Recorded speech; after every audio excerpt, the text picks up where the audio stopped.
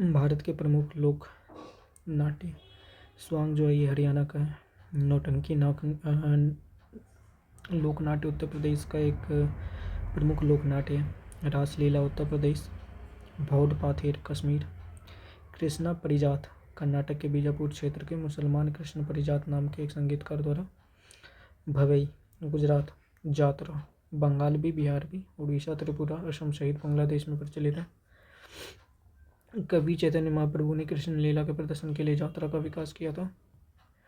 और फनी भूषण विनोद पहले यात्रा कलाकार थे जिसने 1968 में संगीत नाटक अकादमी पुरस्कार मिला। रामलीला समस्त उत्तर भारत। 2005 में यूनेस्को ने रामलीला लोक नाट्य को मानवता की मौखिक व अमूर्त विरासत की श्रेणी में शामिल किया है। माच या माचा मध्य प्रदेश। ख्याल राजस्थान। तमाशा महाराष्ट्र। अंकिया नाट असम। ओजा पाली ये भी असम का है और इसका विकास कठपुतली कला से माना जाता है। क्या लिखा है? तिरुक्कुतु तमिलनाडु। कुटियाट्टम केरल। कुटियाट्टम को यूनेस्को की मानवता की मौखिक तथा अमूर्त विरासत की श्रेष्ठ कृतियों की सूची में शामिल किया गया। कृष्णायट्टम केरल के मंदिर। मुडियट्टू केरल यूनेस्को की मानवता की मौखिक और अमूर्त विरासत के रूप में शामिल किया गया। यक्षगान कर्नाटक। बुर्रा कथा आंध्र प्रदेश। बुर्रा तंबूरा इसका दूसरा नाम है। रम्मत राजस्थान, बीकानेर और जैसलमेर। प्राचीन काल के जो मुख्य नाट्यकार जो थे कौन कौन थे, जैसे कि भास हैं, ये उत्तर भारत में रहते थे और महाभारत और रामायण जैसी विषयों को लेकर उन्होंने कई नाटकों की रचना की है। स्वप्नवास वदता उनके द्वारा लिखित सर्वश्रेष्ठ नाटकों में से एक है। उनके कई नाटक दो महान महाकाव्यों रामायण और महाभारत पर आधारित हैं। रामायण पर आधारित जो नाटक है, एक का नाम प्रतिमा, दूसरा का नाम अभिषेक है, जबकि माध्यमा वयायोग, दूत घटोत्कच, कर्णभार, उरुभंग भीम द्वारा दुर्योधन की जंघा तोड़ने और उसके बाद की कहानी है। पंचरात्र और दरिद्र चारुतम मतलब चारुदत्त इसकी कुछ अन्य रचनाएं। कालिदास वे उज्जैनी के राजा चंद्रगुप्त द्वितीय विक्रमादित्य के दरबारी थे और उनके 3 प्रमुख नाटक हैं। मालविकाग्निमित्र जो कि रानी की सेविका मालविका और पुष्यमित्र सुम के पुत्र अग्निमित्र की प्रेम कथा के बारे में।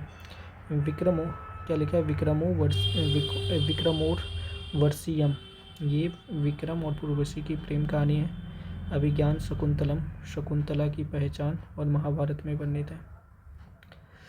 उन्होंने कई काव्य भी लिखे हैं जैसे रघुवंशम, ऋतुसंहार, कुमार संभव और मेघदूत। शूद्रक कलहन की राजतरंगी में इनका उल्लेख है। उन्होंने भास के अधूरे नाटक चारुदत्त के 4 अंकों को लेकर उसमें थोड़ा परिवर्तन कर और अन्य 6 अंक जोड़कर मृच्छकटिकम की रचना की। यह नाटक युवा ब्राह्मण चारुदत्त का एक खनी वैश्य के साथ प्रेम प्रसंग है। विशाखादत्त ये चंद्रगुप्त द्वितीय के समकालीन थे और उन्होंने जो नाटक लिखा है उसका नाम है मुद्रा राक्षस, जो एक राजनयिक नाटक है और इसमें नंद शासकों के आखिरी शासक के मंत्री राक्षस के षड्यंत्रों को नाकाम करते हुए चाणक्य की योजना दिखाई गई है, जिसकी सहायता से चंद्रगुप्त गद्दी पे बैठा। और उनकी जो अन्य रचना है वो है देवी चंद्रगुप्तम। हर्षवर्धन 606 से 647 ईस्वी तक रहा। उनकी राजधानी कन्नौज थी। उन्होंने पुस्तक लिखा रत्नावली, नागनंदम और प्रियदर्शिका। रत्नावली में क्या है कि श्रीलंका के राजा की बेटी राजकुमारी रत्नावली और राजा उदयन की प्रेम कहानी का वर्णन है। इसमें पहली बार होली का जिक्र किया गया है। फिर हो गया नागानंदम। प्रियदर्शिका में क्या है कि राजा उदयन का राजा धृतवर्मन की बेटी प्रियदर्शिका का मिलन है। महेंद्र वर्मन हर्षवर्धन के ही समकालीन था, पल्लव राजा था और उन्होंने जो लिखा है मतविलास प्रहसन नामक परिहास नाटक लिखा है। भवभूति ये कान्यकुब्ज के राजा यशोवर्मन के दरबार में रहते थे और इन्हीं के बाद कमोवेश संस्कृत नाटकों के रचनाकार नहीं हुए। इन्होंने 3 नाटकों की रचना करी है। पहला है मालती माधव, महावीर चरित्र और उत्तर रामचरितम। राम कथा पर आधारित नाटक है। भारतीय मूर्तिकला तो हड़प्पाकालीन मूर्तिकला देख लेते हैं। हड़प्पा सभ्यता में मृण मूर्ति यानी कि मिट्टी की मूर्ति, प्रेशर मूर्ति और धातु मूर्ति 3 प्रकार की मूर्तियाँ गढ़ी जाती थी। जो मिट्टी की मूर्तियाँ होती थी वो लाल मिट्टी और क्वार्ट्ज नामक प्रस्तर के चूर्ण से बनाई जाती थी। धातु मिट्टी 2 चीज़ों की बनती थी, तांबा या तो कांसा। सेल खरी के पत्थर से बनी मोहनजोदड़ो की योगी मूर्ति यानी कि मोदी जी वाला, अधखुले नेत्र हैं, नाक के अग्रभाग पे टिकी दृष्टि है, छोटा मस्तक है और सबरी भी टारी। मोहनजोदड़ो से प्राप्त एक नर्तकी की धातु की मूर्ति भी कांसा की है। हड़प्पा कालीन जो दायमाबाद है महाराष्ट्र का, वहाँ से बैलगाड़ी मिला है, वो भी मूर्ति कला का काफ़ी बैलगाड़ी को चलाते हुए गाड़ीवान की मूर्ति भी मूर्ति कला का उत्कृष्ट उदाहरण है। मृण मूर्तियों में हड़प्पा कला में मुख्यतः मातृ देवी की मूर्तियाँ, खिलौने और कुबर वाला सांड बनाया जाता था। मौर्यकालीन मूर्ति, तो मौर्यकालीन मूर्ति का क्या गुण है, तो चमकदार पॉलिश जिसको ओप कहते हैं, भाव को काफ़ी अच्छा से दिखाया गया है। एकमात्र पत्थर से बनाया जाता था। कलात्मक शिखर यानी कि शिखर को काफ़ी ज़्यादा सजाया जाता था। मौर्य काल में जो मूर्ति मिली है वो पत्थर और मिट्टी की मिली है, धातु का कोई मूर्ति नहीं मिला है। मौर्य काल में मूर्तियों का निर्माण चिपकौवा विधि द्वारा होता था और इसका विषय क्या होता था, पशु पक्षी खिलौना हो गया और मानव अर्थात ये मृण मूर्तियाँ। मौर्य काल में प्रस्तर मूर्ति के निर्माण में चुनार के बलुआ पत्थर और चित्तीदार लाल पत्थर का इस्तेमाल होता था। मौर्य काल की मूर्तियाँ जो है पाटलिपुत्र, वैशाली, तक्षशिला, मथुरा, कौशाम्बी, अहिच्छत्र और सारनाथ से मिले हैं। कला, सौंदर्य एवं चमकदार पॉलिश की दृष्टि से सम्राट अशोक के कालखंड की मूर्तियाँ को काफ़ी सर्वोत्तम माना गया है। जैसे पारखम यानी कि यूपी से मिला है जो 7.5 फीट ऊंची पुरुष मूर्ति। दिगंबर प्रतिमा मिला है लोहानीपुर पटना से। दीदारगंज तथा दीदारगंज पटना से प्राप्त यक्षिणी की मूर्ति मौर्य कला के उत्कृष्ट उदाहरण है। सारनाथ में जो 4 सिंगों वाली आकृति है और उसके नीचे का जो चित्र वल्लरी है, अशोककालीन मूर्तिकला का बेहतरीन उदाहरण है। सुंग तथा कुषाणकालीन मूर्ति, तो यहाँ पर क्या हो गया था कि प्रतीकात्मक मूर्तिकला का यहाँ प्रधानता हो गया था और जो भारतीय मूर्ति कला है उसमें गंधर शैली और मथुरा शैली का प्रभाव हो गया था। अमरावती या धानीकटक मूर्तिकला, तो अमरावती दक्षिण भारत में है, कृष्णा नदी के निचले हिस्से में गंटूर जिला जो है आंध्र प्रदेश के पास वहीं पर स्थित है। सातवाहन काल द्वितीय शताब्दी में यहाँ पर मूर्तिकला का विकास उदय हुआ था। इस शैली में धार्मिक विषय वस्तु पर मूर्तियाँ बनाई जाती थी। यहाँ पर एक ऐसी मूर्ति है जो बुद्ध के दुष्ट चचेरे भाई देवदत्त द्वारा उन पर छोड़े गए पागल हाथी नीलगिरी को शांत करने का दृश्य उत्कीर्ण है। दूसरी शताब्दी में अमरावती से प्राप्त एक प्रसिद्ध उत्कीर्ण में 4 स्त्रियों को बुद्ध की चरणों को पूजते हुए दिखाया गया है।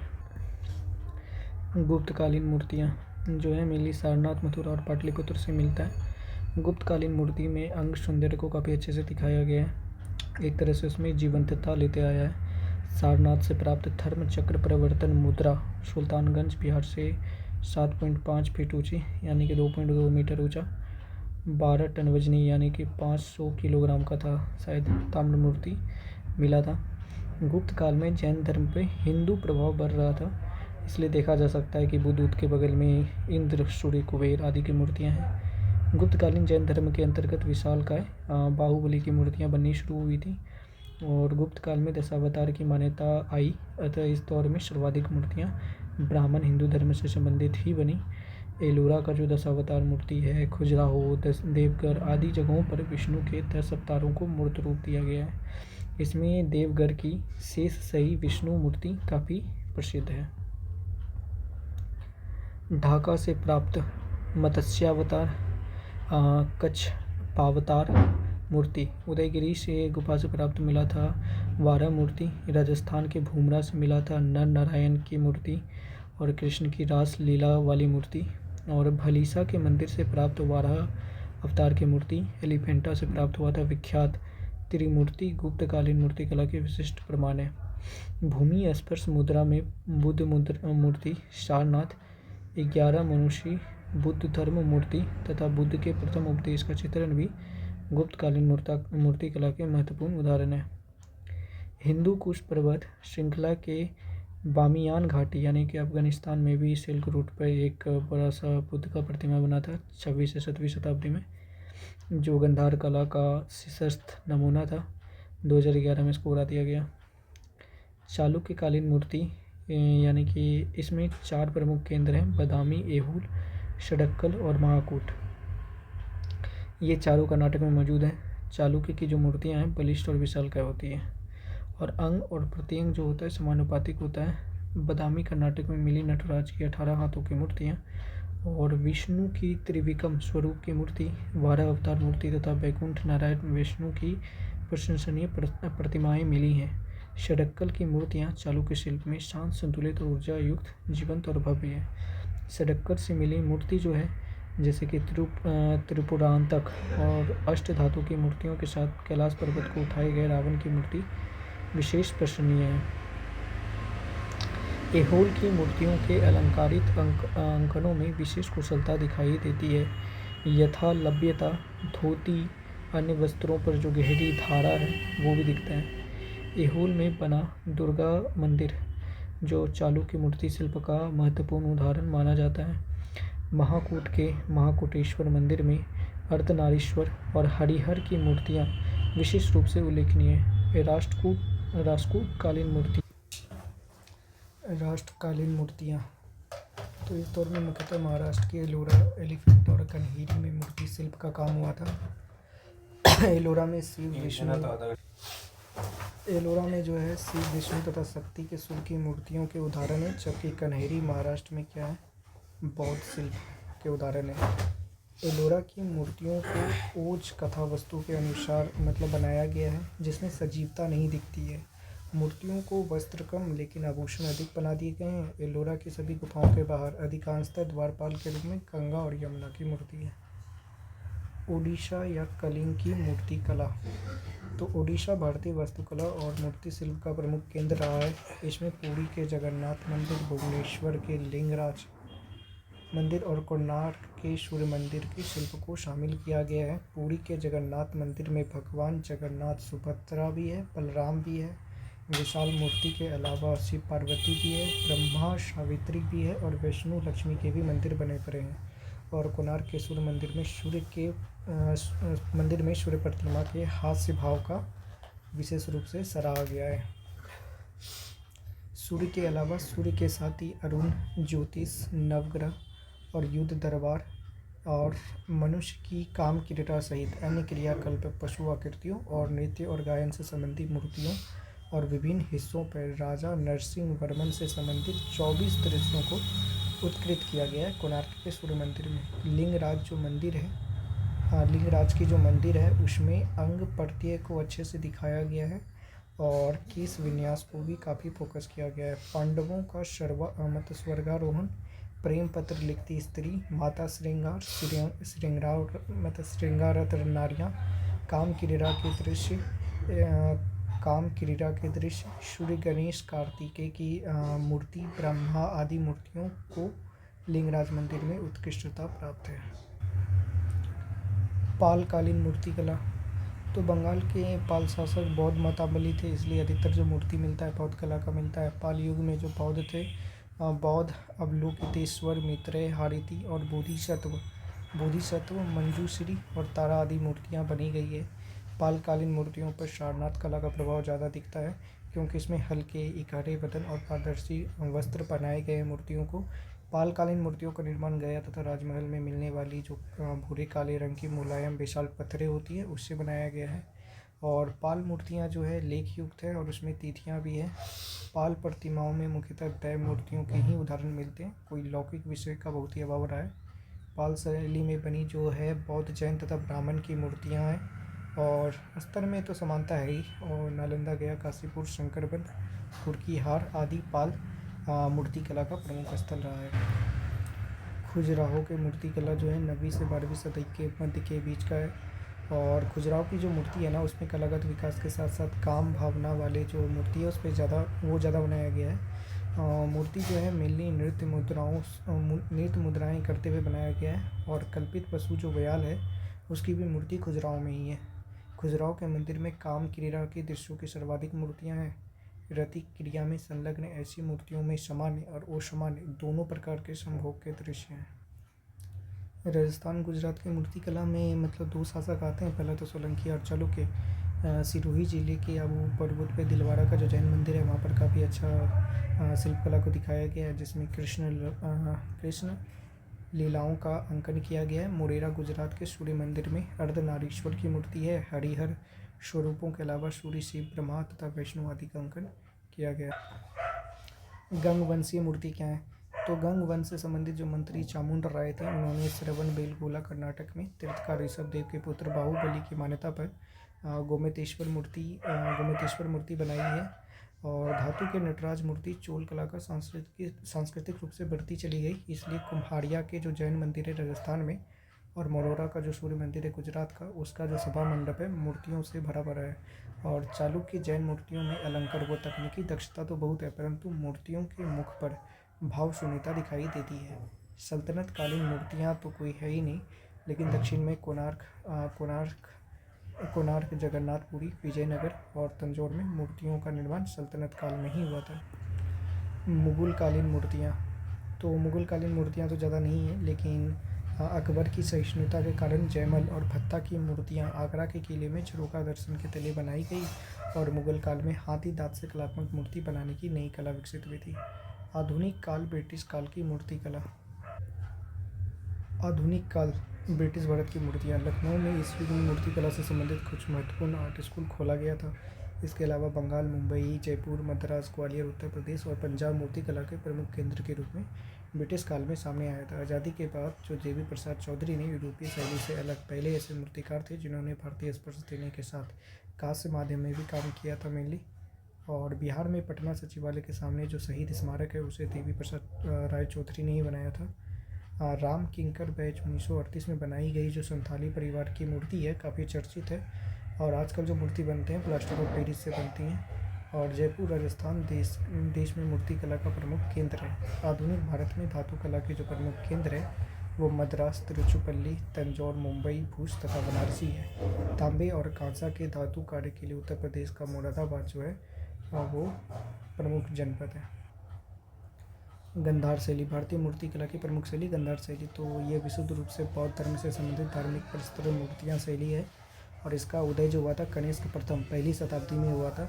और इसका जो केंद्र था वो था तक्षशिला, कपीसा, पुष्क कलावती, बामियान, बेगराम। ठीक है। गंधार शैली में जो स्वायत्त घाटी है अफगानिस्तान के भूरी रंग के पत्थर या काले स्लेटी पत्थर का इस्तेमाल होता था। गंधार शैली के अंतर्गत बुद्ध की मूर्तियाँ या प्रतिमा आसन यानी कि बैठी होती थी या तो खड़ा, दोनों अवस्था में होती थी।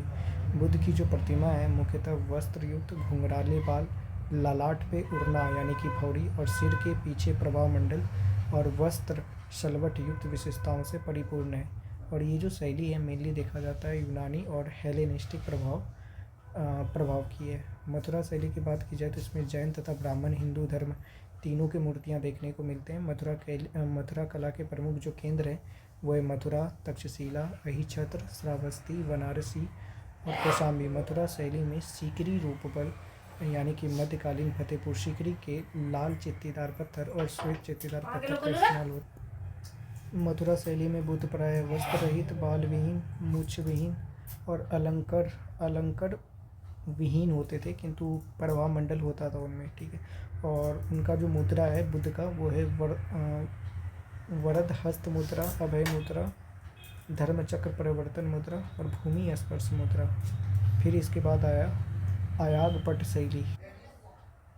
आयगपट शैली मूर्तियों का एक चौकर, मतलब कि पहले वो चौखुट टाइप का बना दिया जाता है फिर उसमें मूर्ति बनता है, उसको आयगपट शैली कहते हैं। और ये मतलब कि इसमें एक मूर्ति मिला था कंकाली टीला मथुरा का, ठीक है, जिसमें सैकड़ों आयगपट मूर्ति मिली थी जिसमें तीर्थकारों का चित्रण था। समस्त तीर्थकार प्रतिमाएं जो हैं वो अजान बाहु हैं। उनकी खुली छतें, उनकी खुली छाती, एक त्रिभुज और उसके त्रिभुज में कमल के फूल अंकित हैं जिसे कि त्रिवत्स चिन्ह कहा जाता है। ब्राह्मण हिंदू धर्म से संबंधित जो प्रतिमाएं हैं, सूर्य प्रतिमा, चतुर्भुज विष्णु, संकर्षण मूर्ति और मोरा लेखा आदि। मंदिर स्थापत्य शैली जो है 3 तरह की होती है, नागर, बीसर तथा द्रविड़। नागर शैली जो है 8वीं से 13वीं शताब्दी के बीच उत्तर भारत में मौजूद शासक वंशों ने पर्याप्त संरक्षण दिया। नागर शैली की पहचान क्या है कि आधार से शिखर तक ये चतुष्कोणीय होते हैं। इसको मतलब कि इसे इसमें अनुपस्थिका या उत्थापन समन्वय भी कहते हैं। ये मंदिर ऊंचाई में 8 भागों में बटे होते हैं। मूल यानी कि आधार, गर्भगृह यानी कि नींव और दीवारों के बीच का भाग, जंघा यानी कि दीवार, कपोत यानी कि कार्निश, शिखर या गर्भ यानी कि गर्दन, और वर्तुलाकार आमलक और कुंभ यानी कि सूल सहित कलश। इस शैली में बने मंदिरों को ओडिशा में कलिंग कहते हैं, गुजरात में लाट कहते हैं और हिमाचली क्षेत्र में पर्वतीय कहा गया है। द्रविड़ शैली 8वीं शताब्दी से स्टार्ट हुआ था और 18वीं शताब्दी तक खत्म हो गया। द्रविड़ शैली की पहचान प्रकार क्या है? 4 दीवारी होता है, गोपुरम यानी कि प्रवेश द्वार होता है, वर्गाकार और अष्टकोणीय गर्भगिरी होता है जिसको रथ कहते हैं, पिरामिड नुमा शिखर होता है जिसको मंडप कहते हैं या फिर नदी मंडप भी कहते हैं, विशाल संकेंद्रित प्रांगण होता है और अष्टकोणीय मंदिर संरचना शामिल होते हैं इसमें। द्रविड़ शैली के जो मंदिर होते हैं वो बहुमंजिला होते हैं। पल्लवों को मेनली द्रविड़ शैली का जनक माना जाता है और यूनेस्को की विश्व विरासत की सूची में शामिल तंजौर का बृहदीश्वर मंदिर चोल शासक राजराज प्रथम द्वारा बनाया गया था और लगभग 1000 वर्षों से द्रविड़ शैली का जीता जागता उदाहरण है। द्रविड़ शैली के अंतर्गत ही आगे नायक शैली का भी विकास हुआ, जिसके अंतर्गत नायक शैली के अंतर्गत मीनाक्षी मंदिर बना, रंगनाथ मंदिर बना और रामेश्वरम मंदिर बना। मीनाक्षी मंदिर मदुरै में है और रंगनाथ मंदिर श्रीरंगम तमिलनाडु में मौजूद है। ये नायक शैली है। और बेसर शैली, नागर और द्रविड़ शैली के मिले जुले रूप को बेसर शैली कहते हैं। बेसर शैली को चालुक्य शैली भी कहते हैं। स्थापत्य कला की प्रमुख विशेषताएं। बिहार, तो बौद्ध भिक्षु का जो आवास गृह है वो बिहार कहलाता है। चैत्य क्या है कि बौद्ध और जैन गुहा मंदिर को चैत्य कहते हैं। स्तूप क्या होता है? गोल आधार पर निर्मित पत्थर और ईंट की ठोस गुंबदाकार आकृति स्तूप कहलाती है और इसके आध्यात्मिक संप्रभुता का प्रतीक एवं दंड और छाता होता है। स्तंभ, तो स्तंभ तो पता ही है।